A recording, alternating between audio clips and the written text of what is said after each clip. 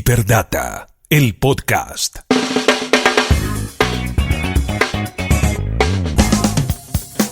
Hola, ¿cómo están de nuevo? Bienvenidos a un nuevo episodio de Hiperdata, tu vida conectada, Round 20. Episodio 20, lo hemos logrado. Y en este episodio vamos a hablar de elecciones en los Estados Unidos, con una especialista de las pocas que hablan de gobierno y tecnología. Ella es Liliana Arroyo, doctora en sociología, investigadora del Instituto de Innovación Social de ASADE. Va a estar acá hablando en minutos. En Código Abierto tendremos a la guapísima actriz Mabel Moreno. Nos contesta qué tan cercana es al mundo de la tecnología. Y al cierre tenemos 3 datos cocteleros nuevos de tecnología, 3 datos etimológicos. Así que ajusten sus cinturones. Arrancamos esta nave. Bienvenidos. Esto es Hiperdata, tu vida conectada.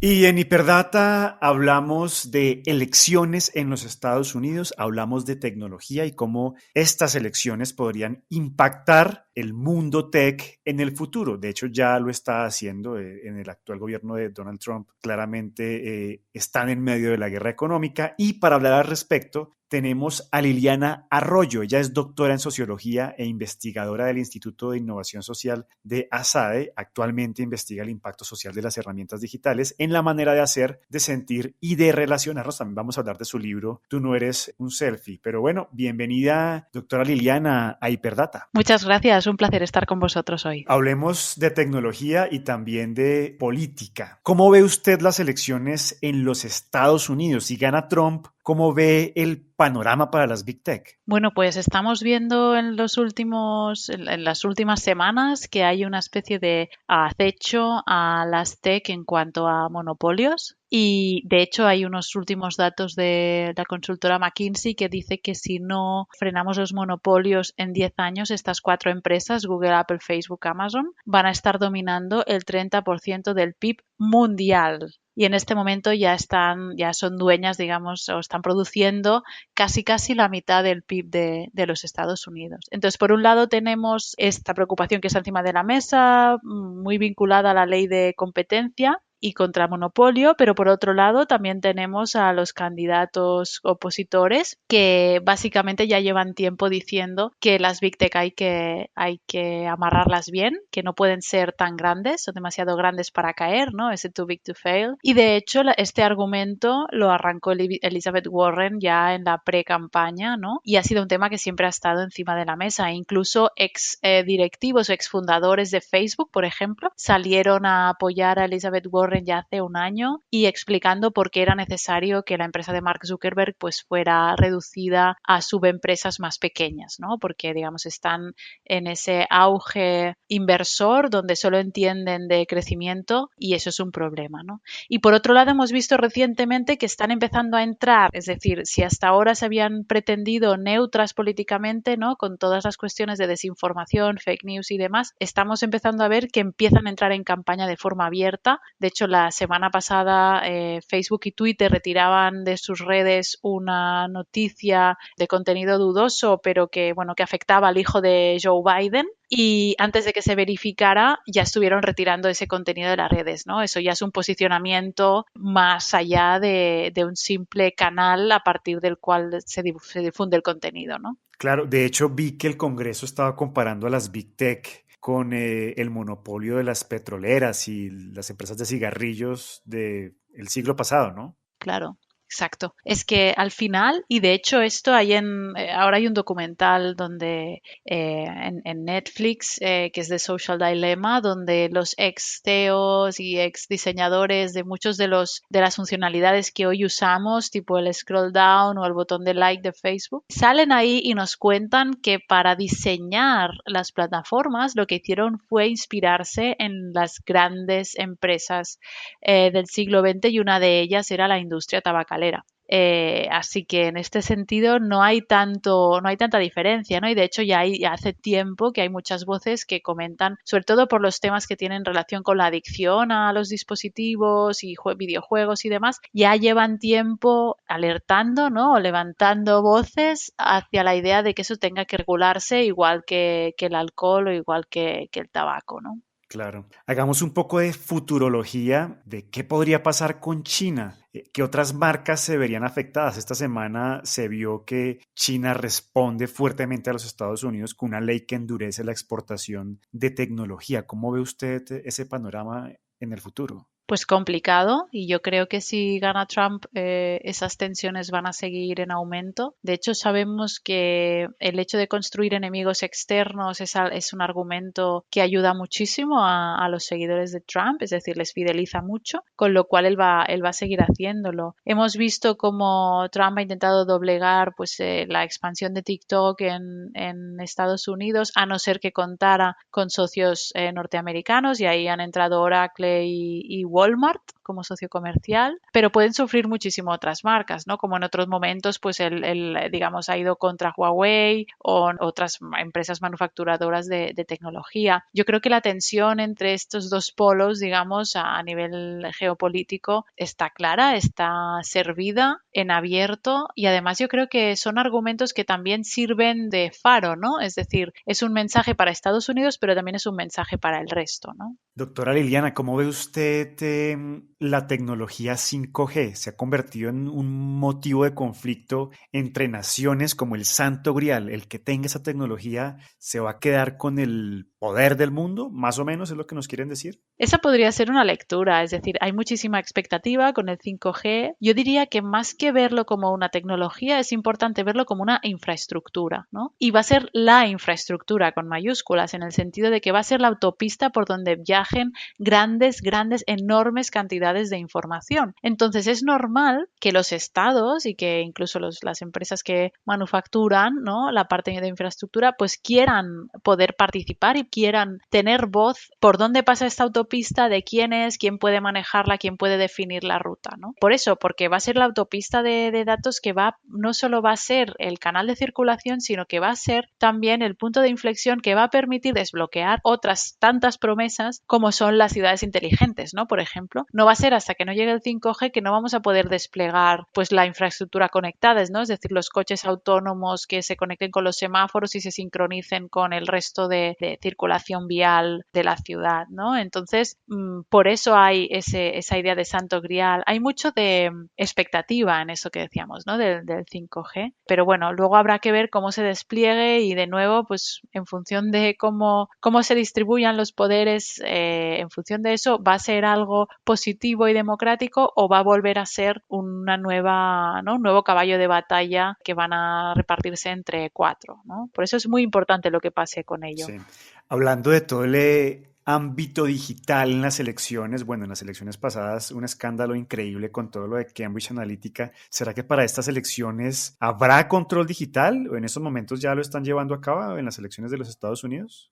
Bueno, yo creo que aprendimos del pasado. Lo que es verdad es que en lo que no hemos ganado es en transparencia, en el sentido de que aprendimos, hemos visto lo que es posible, no nos han explicado bien cómo hemos aplicado las lecciones aprendidas, ¿no? Entonces, bueno, yo creo que aún es pronto, pero que seguro que vamos a poder ver más cambios en el futuro, ¿no? Y además yo creo que justamente Trump está también haciendo ya está preparando el terreno por si pierde, ¿no? También como salpicando a todo lo que tiene que ver con el posible voto en remoto y demás, porque si pierde, pues que tenga algún punto flaco donde apuntar, ¿no? Sí que es verdad, por ejemplo, que hay muchísimos más ojos puestos, ¿no?, en cómo estas empresas están operando. En muchos países pues se ha intentado limitar, ¿no?, la circulación de desinformación y demás, y de hecho el descrédito público que han recibido estas empresas también está haciendo que estén invirtiendo en tecnología y en capital humano para poder remediar el tema de la desinformación. Explícame a la gente por qué tanto interés de los Estados Unidos en empresas o en redes sociales que son para adolescentes como TikTok. ¿Esto tendría que ver algo con las elecciones en los Estados Unidos? ¿Tener acceso a estos datos? Bueno, hay una parte que es tener acceso a los datos, pero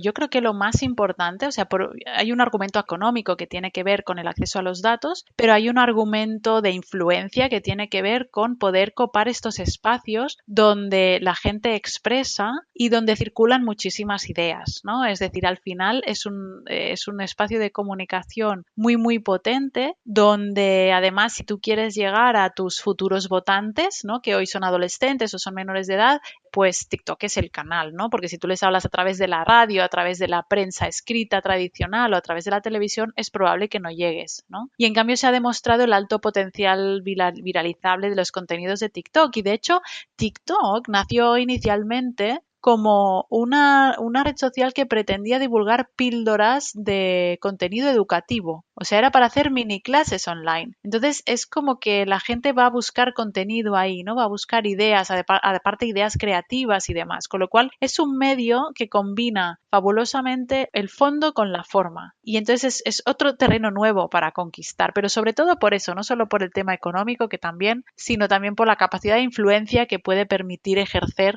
buenas campañas comunicativas dentro de esas redes. Claro, y de hecho hoy en día los políticos, muchos están entrando a estas redes, Twitch, que es para gamers, y llegan a la gente a través de estas redes, así no publiquen mucho contenido, ¿no? Exacto. Exacto. Ese es el tema. De hecho, están empezando a entrar ahora, ¿no? Y ha costado, ¿no? Porque yo creo que una de las barreras que había era entender que cada red tenía su mensaje distinto y su forma de comunicar, ¿no? ¿Pero por qué? Porque corresponde a comunidades distintas. Como bien decías, Twitch, que es para ver, pues, campeonatos de gamers en directo, ¿no? Es una plataforma absolutamente desconocida desde el mundo de la política, ¿no? Ha sido más recientemente cuando el mundo gamer se ha visto que puede movilizar una cantidad de capital semejante a finales de grandes ligas de fútbol que realmente han empezado a tomar en serio, ¿no? Y a prestarle un poco de atención. Pero al final yo creo que forma parte también de una renovación de los canales de comunicación y de las formas de hacer política, ¿no? Claro, bueno, hablemos un poco de plataformas.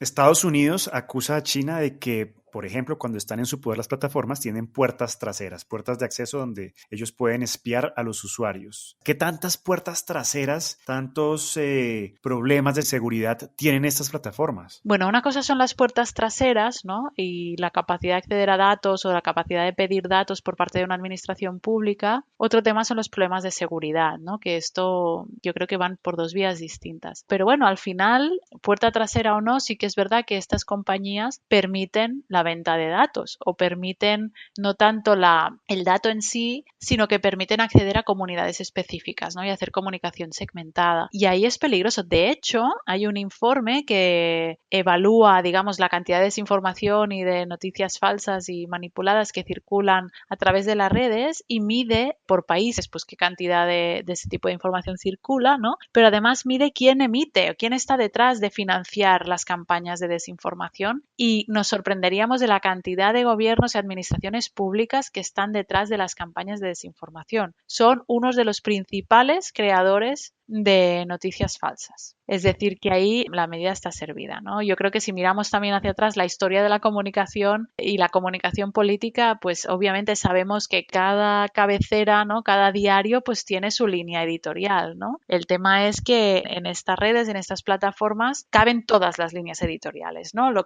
importante es hacer llegar tu idea a la comunidad adecuada que está preparada para oírla. Bueno, aprovechando que la tenemos aquí, doctora Liliana Arroyo, hablemos de Tú no eres tu selfie, su más reciente libro. ¿Deberíamos preocuparnos de los nuevos modelos que muchos influenciadores han armado a través de las redes sociales y que afectan, bueno, son pagos, pero afectan a adolescentes, a niños, a adultos, a todo el mundo? Sin duda se han convertido en referentes y nuevos prescriptores, ¿no? Y creadores de opinión, de tendencias y demás. Siempre me resisto a hablar de influencers en general, porque podemos encontrar desde los influencers que básicamente pues se han convertido en maniquíes de marcas de moda, ¿no? Es decir, las marcas les buscan para que vistan sus atuendos, sus ropas, su producto y demás y los promocionen. Pero, por ejemplo, hay una línea muy interesante de youtubers que son maestros, por ejemplo, ¿no? En España tenemos uno, Unicos, que es, se le considera como el mejor profe del mundo, ¿no? En España, que él lo que hace es un youtuber que hace clases de matemáticas, ¿no? O después tenemos otros ejemplos de booktubers, que son pues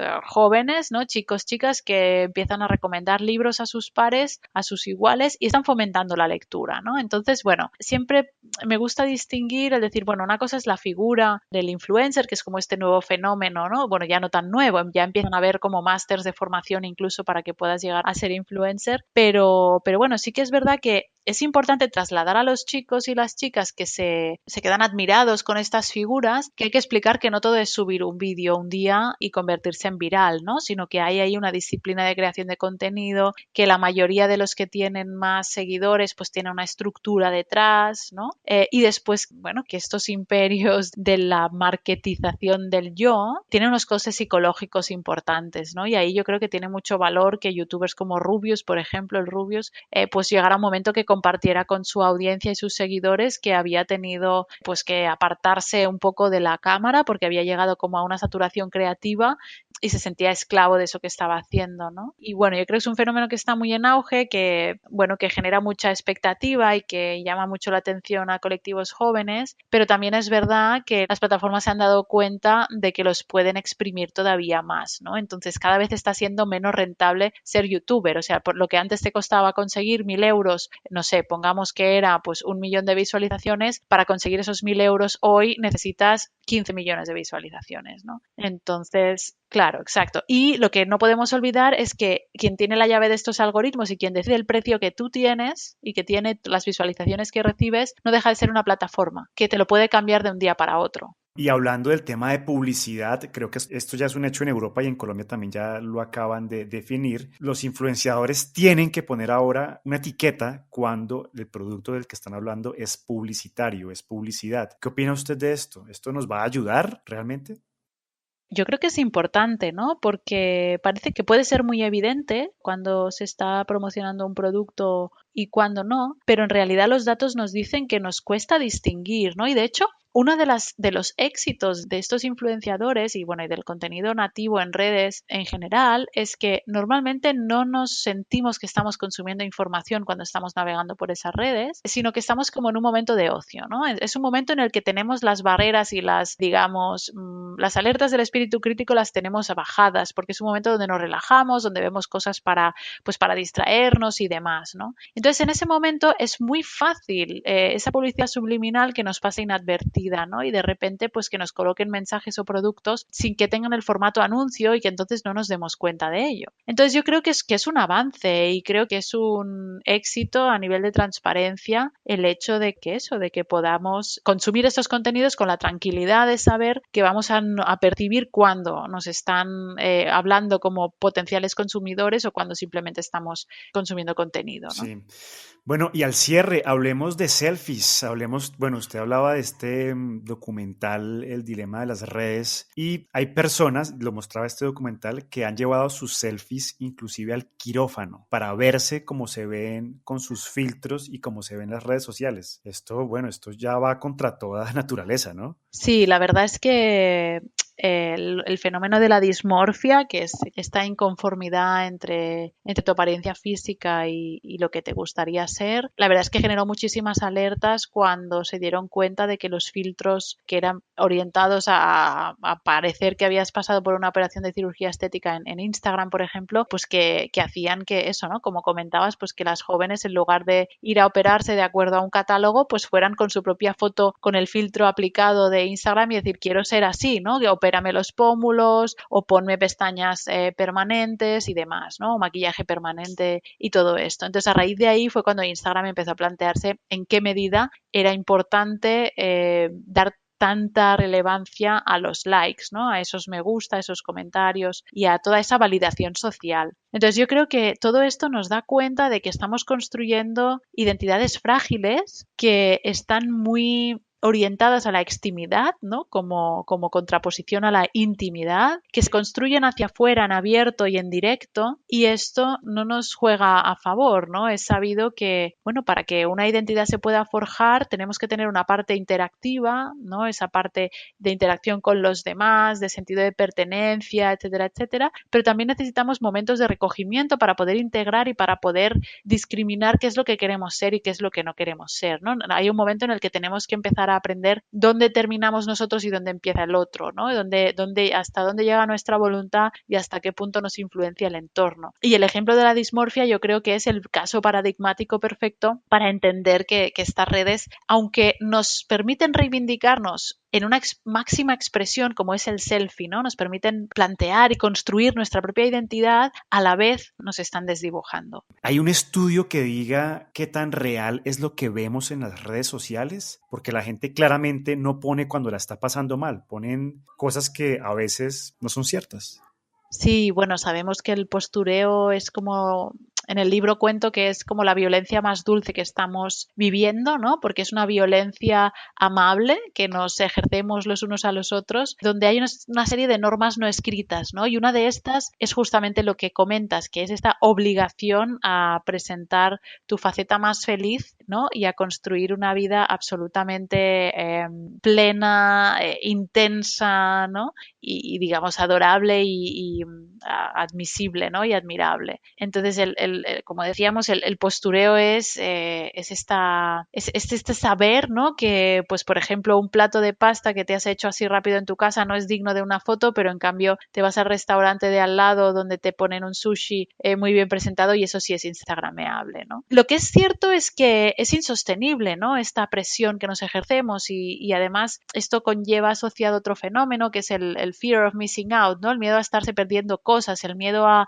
no tener la vida que deberíamos estar llevando, el miedo a pensar que deberíamos ser más felices de lo que somos, ¿no? A la luz de lo que los demás cuelgan y los demás comentan. Pero es verdad que ha habido un momento en el que esta gran presión ha empezado a encontrar grietas y cada vez más, por ejemplo, los influenciadores muestran más todo lo que hay detrás de la cámara, ¿no? Es decir, por ejemplo, te enseñan el backstage, ¿no? De cuántas cosas tengo que hacer para enseñarte este vídeo, para enseñarte esta foto. Y después la gente del día a día, pues también está empezando a intentar compartir esos momentos de fragilidad y de vulnerabilidad que nos humanizan. Es decir, hemos vivido una oleada de postureo que casi nos obliga a ser dioses del Olimpo, ¿no? Desde la perfección, la máxima felicidad, todo es luminoso y demás, pero nos estamos dando cuenta de que eso no es muy auténtico, ¿no? Y en el libro exploraba un fenómeno bastante interesante que sucede en Instagram y sobre todo para los adolescentes, que es que tienen dobles cuentas de Instagram y unas les llaman Rinstas y otras Finstas, y eso responde al nombre de Real Instagram y Fake Instagram, ¿no? O sea, el real y el simulado, ¿no? Y es curioso porque la lógica de real y simulado la tienen, a mi parecer, ¿no? O de acuerdo con la educación que yo he recibido, la tienen alterada. Es decir, ellos llaman real a la cuenta donde tienen muchísimos seguidores, ¿no? Cientos y cientos de seguidores o miles, y donde cuelgan todo lo manufacturado, ¿no? Es decir, las fotos filtradas, el contenido más bien curado, ¿no? El postureo más radical. Eso es lo que ellos llaman real, el real Instagram. Y el fake Instagram, por contra, es una cuenta donde tienen menos seguidores y donde están allí colgando, por ejemplo, las tomas falsas de la foto maravillosa que han colgado en el supuesto real Instagram, ¿no? Y ese es un fenómeno que me parecía muy, muy curioso. Pues bueno, doctora Liliana Arroyo, gracias por haber estado aquí con nosotros en Hiperdata. Para la gente que se perdió la entrada, ella es doctora en sociología e investigadora del Instituto de Innovación Social de ESADE. Estuvimos aquí hablando de elecciones, de plataformas y bueno, de muchos temas, claramente de Tú no eres tu selfie, su más reciente libro. Muchas gracias por haber estado aquí con nosotros. Un placer y hasta la próxima. Hiperdata, el podcast. Hay unos días que ando loca por ti, te veo y quiero todo lo que traes ahí, y luego ya no quiero nada así, yo soy así, así, no puedes parar. Bueno, Mabel, bienvenida a Hiperdata. Desde aquí la seguimos en La Ley del Corazón. Qué bueno tenerla con nosotros. Hola Daniel, ¿cómo estás? Qué dicha estar en Hiperdata, aunque yo soy cero tecnológica, pero bueno, la tecnología me acerca a mis amigos, a mi familia, las llamadas, la música. Por ahí soy tecnológica. Comencemos. ¿Qué tan tecnológica es su casa? ¿Qué tan tecnológica es mi casa? Pues no me falta el Apple TV, no me falta tener música y dónde oírla y mis playlists de la aplicación de música. ¿Qué gadget maneja mejor? Gadget que mejor manejo, el celular. ¿Para cuál gadget es negada? Soy negada para todo el resto de los gadgets. ¿A qué edad tuvo su primer computador y celular? Mi primer celular lo tuve como a los 18, 17. Uy, pucha, ya no me acuerdo. Era un Nokia que lo tuve como además 5 años. Me negué a pasarme a smartphone hasta que ya me tocó, mejor dicho. Mabel, ¿le ha ayudado la tecnología en aislamiento? La tecnología, claro, en aislamiento, sobre todo las videollamadas, me salvaron la vida. ¿Qué contenido para ver en streaming, Netflix y amigos recomienda? Amo Netflix y amo Amazon Prime. Estoy pegada a varias series, pero lo que más oigo es música. Es como la aplicación que más uso es la de música. ¿Cuál ha sido su peor fiasco con la tecnología? Un fiasco con la tecnología no, fue hasta bueno porque yo andaba con mi Nokia, que no era smartphone en la época que ya todo el mundo tenía smartphone, y estoy por la calle caminando y me lo raparon, un ladrón, y el tipo mira el celular y como que me mira como...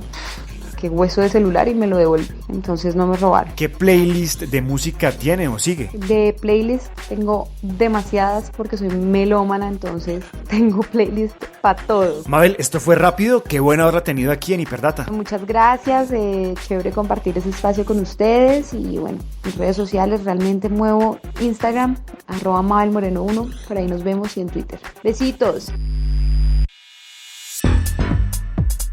Y antes de irnos, hablemos de 3 nuevos términos de tecnología para que ustedes sepan su origen.